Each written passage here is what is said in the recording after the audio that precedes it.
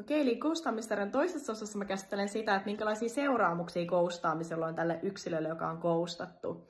Eli tutkimusten mukaan on havaittu, että tämmöiset epäsuorat strategiat, eli esimerkiksi välttely ja vetäytyminen, aiheuttaa enemmän erostressiä verrattuna tällaisiin suoriin erostrategioihin, eli esimerkiksi suoraan konfliktiin verrattuna.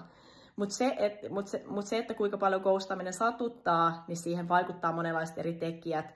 Eli esimerkiksi se, että kuinka usein tämä yksilö on ghostattu, se, että onko hän itse ikinä ghostannut, ja toisaalta, että kuinka paljon vaihtoehtoja tällä yksilöllä on, kuka on ghostattu.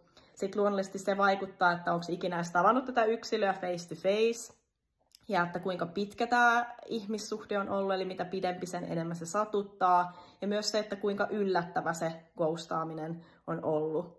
Ja ghostaamisella voi olla yllättävän pitkiäkin mielenterveysvaikutuksia, eli se voi aiheuttaa paljon häpeätä ja pettymyksen, surun, vihan tunteita.